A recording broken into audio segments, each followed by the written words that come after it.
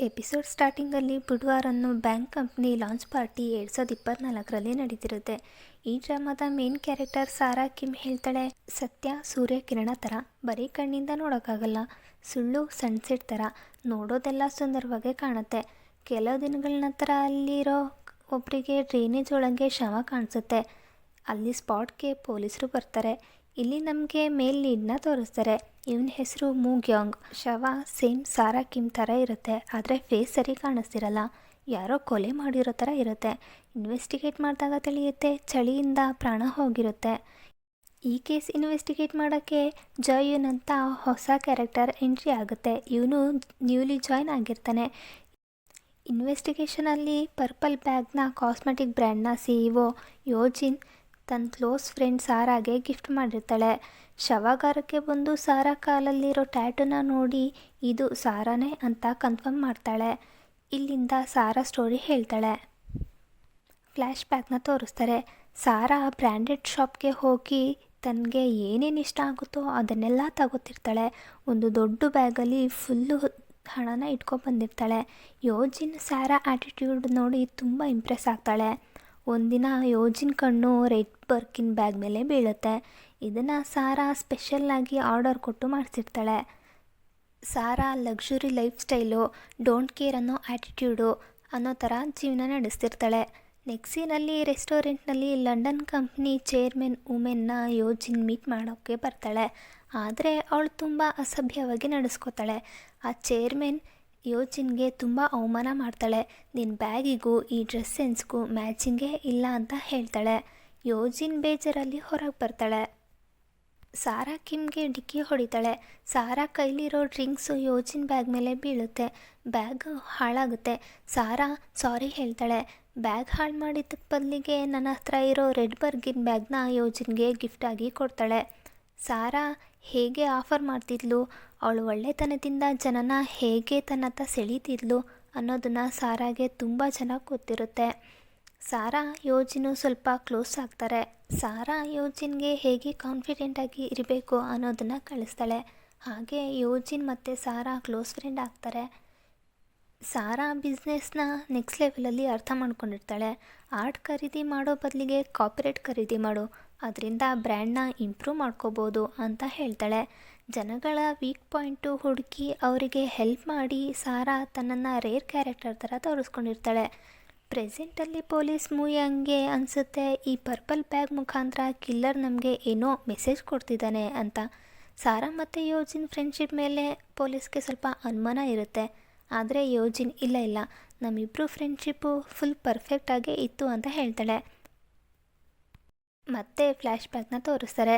ಸಾರಾ ಯೋಜಿನ್ಗೆ ಹೇಳ್ತಾಳೆ, ನಾನು ಬೂಡ್ವಾರ್ hotel ಬಿಸ್ನೆಸ್ನ enter ಆಗಬೇಕು ಅಂತ ಅಂದ್ಕೊಂಡಿದ್ದೀನಿ ಅಂತಾಳೆ. ಯೋಜಿನ್ಗೆ ಕೊಲಾಬ್ರೇಷನ್ ಬೇಕಿರುತ್ತೆ, ಆದರೆ ಸಾರಾ ಬೇಡ ಅಂತ ಹೇಳ್ತಾಳೆ. ರೆಸ್ಟೋರೆಂಟಲ್ಲಿ ಯೋಜಿನ್ಗೆ ಅವಮಾನ ಮಾಡಿರೋ ಆ ಕಂಪ್ನಿ ಚೇರ್ಮನ್ ವುಮೆನ್ ಜೊತೆ ಸಾರಾ ಮೀಟ್ ಮಾಡ್ತಿರೋದು ಗೊತ್ತಾಗುತ್ತೆ. ಯೋಜಿನ್ ಕಂಪ್ನಿಗೆ ಬಂದು ಬುಡ್ವಾರ್ ಕಂಪ್ನಿಗೆ ನಾನು ಇನ್ವೆಸ್ಟ್ ಮಾಡಬೇಕು ಅಂತ ಹೇಳಿ ಬೇಗ ಇನ್ವೆಸ್ಟ್ ಮಾಡಬೇಕು ಅಂತ ಒತ್ತಾಯ ಮಾಡ್ತಾಳೆ. ನೆಕ್ಸ್ಟ್ ಸೀನಲ್ಲಿ ಸಾರಾಗೆ ಬುಡ್ವಾರ್ ಕಂಪ್ನಿಗೆ ಇನ್ವೆಸ್ಟ್ ಮಾಡೋಕ್ಕೆ ಯೋಜಿನ್ ಒಪ್ಪಿಸ್ತಾಳೆ. ಪೇಪರ್ ಸೈನ್ ಕೂಡ ಆಗುತ್ತೆ. ಯೋಜಿನ್ ಫುಲ್ ಖುಷಿ ಆಗ್ತಾಳೆ.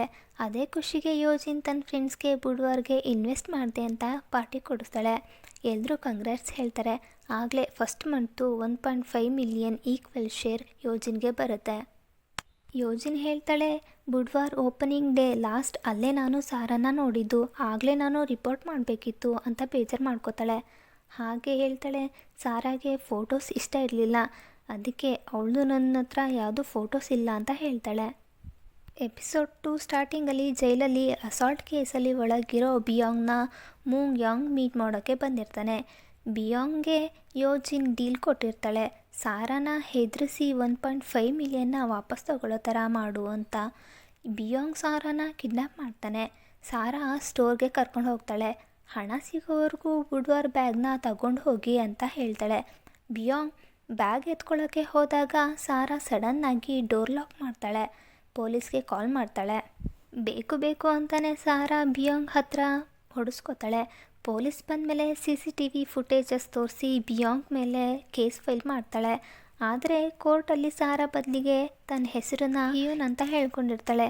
ಬಿಯಾಂಗ್ಗೆ ಅನುಮಾನ ಬಂದು ಚೆಕ್ ಮಾಡ್ತಾನೆ. ಹಿಯೂನ್ ಅವನ ಹತ್ರ ಕೆಲಸ ಮಾಡ್ತಿದ್ದ ಎಕ್ಸ್ ಎಂಪ್ಲಾಯಿ ಆಗಿರ್ತಾಳೆ. ಹಿಯೂನ್ ನಿಜವಾಗ್ಲೂ ಯಾರು ಅಂತ ತಿಳ್ಕೊಳ್ಳೋಕ್ಕೆ ಜೇಯೂನ್ ಹೋಗ್ತಾನೆ.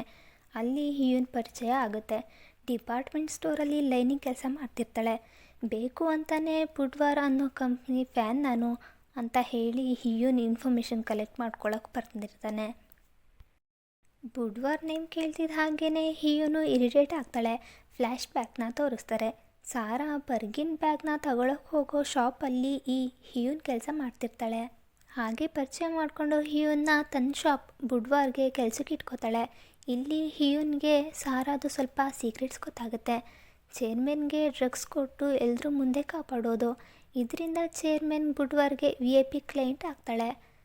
ಈ ಹಿಯೂನ್ ತನಗೆ ಗೊತ್ತಿರೋ VIP ಕ್ಲೈಂಟ್ಸ್ನ ಬುಡ್ವಾರ್ಗೆ ಪರಿಚಯ ಮಾಡಿಸ್ತಾಳೆ.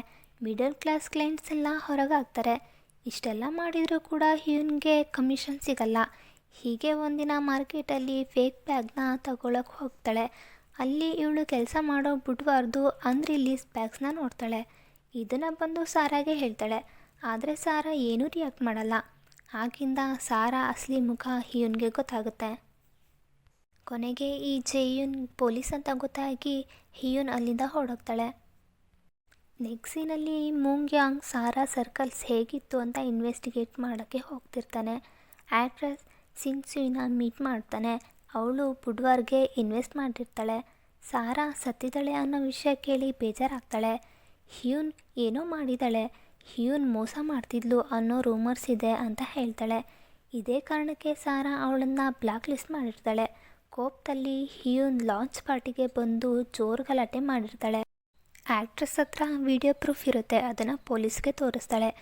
ಹಿಯೂನ್ ಜೊತೆಗೆ ಅವಳ ಫ್ರೆಂಡು ಯಂಗ್ ಡಾಹೇನೂ ಇರ್ತಾಳೆ. ಈ ಯಂಗ್ ಡಾಹೆ ಅಂದರೆ ಇವಳೇ ಡ್ರೈನೇಜ್ ಒಳಗೆ ಫಸ್ಟು ಸಾರಾ ಬಾಡಿನ ನೋಡಿತು. ಮೂಂಗ್ಯಾಂಗ್ಗೆ ಇವರಿಬ್ರೂ ಇನ್ವೆಸ್ಟಿಗೇಟ್ ಮಾಡೋಕ್ಕೆ ಬರ್ತಾನೆ. ಫ್ಲ್ಯಾಶ್ ಬ್ಯಾಕ್ನ ತೋರಿಸ್ತಾರೆ. ಹಿಯೂನು ಮತ್ತು ಡಾಹೆ ಇಬ್ಬರು ಬುಡ್ವಾರ್ ಬ್ಯಾಗ್ನ ಎತ್ಕೊಂಡು ಶೋ ಆಫ್ ಮಾಡ್ತಿರ್ತಾರೆ. ಹಿಯೂನು ಅಲ್ಲಿ ಕೆಲಸ ಮಾಡೋ ಎಂಪ್ಲಾಯಿ ತನ್ನ ಫ್ರೆಂಡ್ನ ಕರ್ಕೊಬಂದು ಈ ಥರ ಮಾಡ್ತಿದ್ದಿದ್ದು ಸಾರಾಗೆ ಇಷ್ಟ ಆಗಲ್ಲ. ಹಿಯೂನ್ನ ಫೈರ್ ಮಾಡ್ತಾಳೆ. ಹಾಗೆ ಕ್ಲೈಂಟ್ಸ್ ಇನ್ಫಾರ್ಮೇಷನ್ನ ಲೀಕ್ ಮಾಡ್ತಿದ್ದಾಳೆ ಅಂತ ಹಿಯೂನ್ನ ಬ್ಲಾಕ್ ಲಿಸ್ಟ್ ಕೂಡ ಮಾಡ್ತಾಳೆ. ಇದರಿಂದ ಹಿಯೂನ್ಗೆ ಬೇರೆ ಕಡೆ ಎಲ್ಲೂ ಕೆಲಸ ಸಿಗೋಲ್ಲ. ಪ್ರೆಸೆಂಟಲ್ಲಿ ಇವರಿಬ್ಬರು ಹತ್ರ ಇರೋ ಎವಿಡೆನ್ಸ್ನ ಪೊಲೀಸ್ಗೆ ಕೊಡ್ತಾರೆ. ಹಿಯೂನ್ ಹೇಳ್ತಾಳೆ ಸಾರಾ ಅವಳು ಸೇಲ್ಸ್ ಆಗದೆ ಇರೋ ಹಳೆ ಬ್ಯಾಗ್ಸ್ನ ಸುಟ್ಟಾಕ್ತಿದ್ಲು. ಇದೇ ಡೆಡಿಕೇಶನ್ ಮತ್ತು ಸಿನ್ಸಿಯಾರಿಟಿ ಅವಳ ಅಸಲಿ ಮುಖನ ನಂಬೋಕ್ಕೆ ಯಾರಿಗೂ ರೆಡಿ ಇರಲಿಲ್ಲ.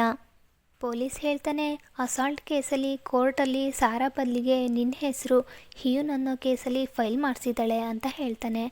ಆದರೆ ಈ ಹಿಯೂನ್ ಅದನ್ನು ಸೀರಿಯಸ್ ಆಗಿ ತಗೊಳ್ಳಲ್ಲ. ನೆಕ್ಸ್ಟ್ ಸೀನಲ್ಲಿ ಬುಡ್ವಾರ್ ಸ್ಟೋರ್ ಸರ್ಚ್ ಮಾಡೋಕ್ಕೆ ವಾರೆಂಟ್ ಸಿಗುತ್ತೆ. ಆದರೆ ಸಾರಾದು ಪರ್ಸ್ನಲ್ ವಸ್ತು ಸಿಗಲ್ಲ. ಬರೀ ಒಂದು ಟೈ ಸಿಗುತ್ತೆ.